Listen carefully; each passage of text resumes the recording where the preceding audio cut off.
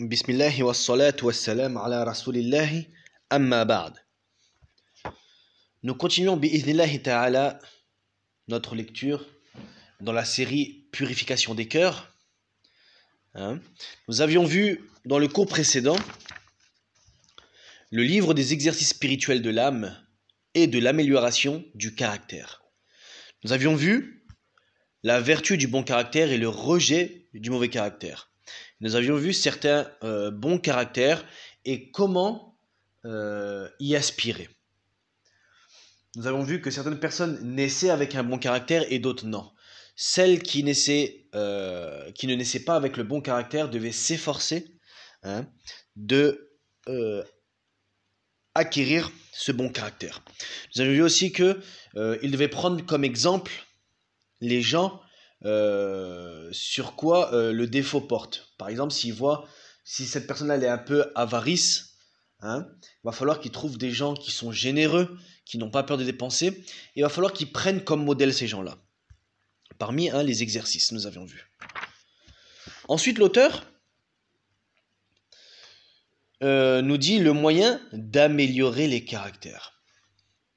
Nous avions vu aussi auparavant que le but n'est pas de supprimer les mauvais caractères, mais de les rendre dans le juste milieu. La colère, les désirs, il faut on en a besoin, ils sont utiles, mais dans un juste milieu, ni dans l'excès, ni dans le laxisme. Il en avait donné quelques exemples sur cela. Tu sais maintenant que la modération des caractères représente la bonne santé de l'âme. Donc là, la modération des caractères, le fait d'être modéré représente la bonne santé de l'âme et que le fait de s'en détourner est un mal et un dépérissement. Sache donc que le soin pour l'âme ressemble à celui qu'on applique au corps. En effet, le corps ne naît pas parfait, mais se perfectionne grâce à l'éducation et à la nutrition. L'âme, elle naît aussi imparfaite, comme le corps. Le corps étant bébé, il va se fortifier grâce à la nutrition. L'âme, c'est pareil. Mais par contre, elle est prédisposée à recevoir la perfection. Or, sa perfection s'acquiert grâce à la purification, l'amélioration du caractère et à l'assimilation du savoir. Lorsque le corps est en bonne santé, l'intervention du médecin se limite à préserver cette bonne santé. Donc lorsque le corps il est en bonne santé, les personnes vont voir le médecin pour prévenir, plutôt que guérir. De même pour l'âme, lorsqu'elle est pure et dotée d'un bon caractère, il faut s'employer à la préserver et à lui procurer plus de force. Et lorsque la perfection lui manque, il faut s'employer à la lui assurer. La cause qui implique la maladie du corps ne se soigne que par son contraire. Par exemple, si c'est la chaleur, c'est par le refroidissement. Et si c'est le refroidissement, c'est par la chaleur. Donc en cas de fièvre, souvent quand on a fièvre et qu'on a froid, on va se réchauffer par exemple. Et ainsi de suite. Les vices de l'âme, qui relèvent de la maladie du cœur, ne peuvent être soignés que par leur contraire.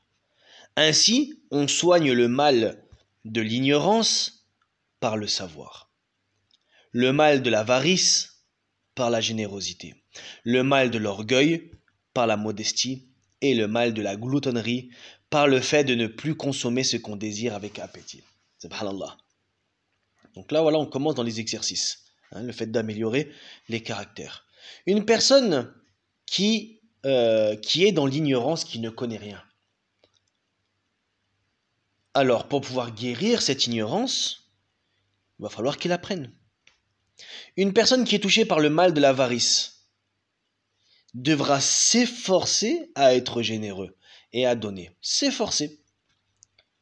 Pareil pour l'orgueil, et la gloutonnerie, il devra s'efforcer à consommer, à ne plus consommer ce qu'il désire avec appétit. Il faut supporter l'amertume du remède et endurer partiellement les privations pour restaurer les corps malades. Hein? C'est pas une chose qu'on fait en une semaine. Il faut vraiment supporter, hein, l'amertume du remède, parce que ça sera difficile. Il faut supporter la lutte spirituelle et l'endurance pour soigner le mal du cœur. Hein? Donc là, on va supporter, on va patienter sur du long terme, jusqu'à ce que ça devienne une habitude pour nous. Et l'habitude ne se fait pas en une semaine, 2 semaines. L'habitude se fera avec des œuvres régulières. Hein? Des petites œuvres, mais régulières. Comme dans le hadith, où Allah préfère des petites œuvres régulières que des grosses œuvres irrégulières. Donc si tu veux soigner ton avarice, si tu veux soigner ton orgueil, ta gloutonnerie, ton ignorance, c'est pas en donnant une grosse somme d'argent que tu seras soigné. Une fois. Non. Mais par contre, cette grosse somme d'argent, si tu l'as donnée un peu chaque jour, un peu chaque semaine, un peu chaque mois, jusqu'à ce que ça devienne une habitude pour toi de donner aux pauvres. La modestie, c'est pareil. C'est pas en faisant une fois preuve de modestie, alors que tu aurais pu t'enorgueillir de cette situation, que tu vas t'en sortir. Non, la modestie, il va falloir la faire sur plusieurs temps, jusqu'à ce que ça devienne une habitude. Et après, une fois que l'habitude est vraiment ancrée, ça devient un trait de caractère. Ça, c'est important. Au début, l'acte, on se force à le faire. On se force, parce que notre âme, il n'est pas habitué. On va se forcer à le faire. Une fois qu'on va se forcer, ça va devenir une habitude. Et cette habitude, à force de la faire, ça va en devenir un trait de caractère. Hein? Ça va devenir un trait de caractère. Donc c'est pour ça, il faut lutter et patienter et ne pas relâcher les efforts au bout d'un certain temps, mais bien patienter.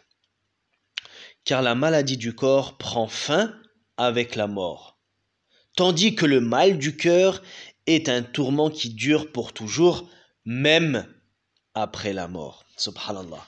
Si on est malade au jour d'aujourd'hui, mais que notre cœur il est bon, il y a un moment donné où notre corps mourra, mais notre cœur bon restera. Hein? Notre cœur bon, notre âme bonne restera, alors que le corps partira. Donc vaut mieux commencer par purifier son cœur, purifier son âme avant de purifier son corps. Subhanallah. Et on vit dans une société où aujourd'hui on fait totalement l'inverse. On fait beaucoup de sport, on essaye d'être beau, on essaye d'être belle, d'être physiquement présentable, d'être ce qui est recommandé, d'être physiquement présentable. Mais je veux dire, on va dans un excès.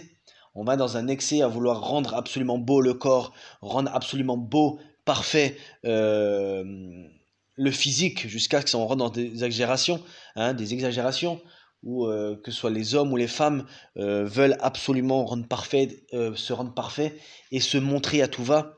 Alors que normalement, ce corps, il est destiné à mourir. Hein? Et l'âme et le cœur est destiné à rester. C'est l'élément principal. C'est l'élément principal de notre corps, c'est le cœur. Comme le prophète sallallahu alayhi wa sallam le dit dans le hadith. Hein? Il y a un morceau de chair dans notre cœur que si il est bon, tout le reste du corps, il est bon. Et s'il est mauvais, tout le reste du corps est mauvais. Hein? N'est-il pas le cœur? Donc on se doit avant toute chose de travailler notre cœur, notre spiritualité, hein, notre bon caractère. Et l'extérieur suivra automatiquement. L'extérieur suivra automatiquement. Mais malheureusement, l'inverse, non. Il y a des gens qui soignent leur extérieur. On parle de soigner physiquement, de la beauté, mais aussi qui vont soigner leur extérieur religieusement. Mais leur cœur n'est pas du tout travaillé.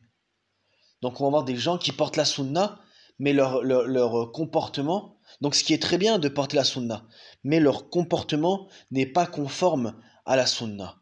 Et la première des choses, c'est de purifier son cœur et son intérieur, et de cet intérieur, de cette purification, va forcément découler l'extérieur. Wallahu a'lam. Voilà pourquoi Celui qui se charge du soin des âmes, des novices et des aspirants ne doit pas les accabler d'entrée de jeu par des exercices spirituels appropriés à une discipline particulière avant d'avoir connu leur caractère et leur maladie, car le remède pour chaque maladie n'est pas le même. Aïnam. Donc ça veut dire que si on veut changer notre caractère, il n'y a pas d'exercice général. Hein. Et si un savant s'occupe d'un jeune et veut s'occuper de purifier son intérieur, alors il se doit de le connaître en premier et de connaître ses défauts. Et après lui donner des exercices spirituels par rapport à ses défauts. Ainsi, s'il voit un homme qui ignore les lois religieuses, alors il la lui enseigne. S'il voit un homme, il connaît les lois religieuses, mais qu'il est orgueilleux, il lui impose ce qui incite à la modestie. Et s'il voit un coléreux, quelqu'un qui s'énerve très vite, il lui impose la magnanimité et la mansuétude. Mais ce dont l'homme qui impose des exercices spirituels a le plus besoin, c'est la force et la résolution. En effet, lorsqu'il devient hésitant, sa réussite n'est plus assurée. C'est pourquoi lorsqu'il ressent en lui-même l'affaiblissement de sa détermination, il doit s'accrocher à la patience. Et si sa détermination décroît, il doit infliger une punition à son âme pour qu'elle ne récidive pas, comme l'avait fait cet homme qui a dit à son âme : « Tu parles de ce qui ne te concerne pas. Je vais t'infliger comme punition le jeûne pendant 1 année. » Hein. Et ça, on avait vu ce genre d'exercice dans Al-Muhasaba, hein, le fait de se questionner soi-même sur nos actes, la demande de compte, dans les tout premiers audios. Donc si on voit que dans nos exercices, dans notre programme d'exercice spirituel, nous avons des manquements, nous avons des baisses, hein, parce que l'âme ne veut pas se plier à tout ça, alors il faut la punir. Il faut la punir comme on a pu le voir dans les premiers cours, en faisant quelque chose de plus grand que ce qui est demandé. Et là, l'auteur nous donne l'exemple d'une personne, donc sûrement, qui a parlé d'une chose qui ne la concernait pas.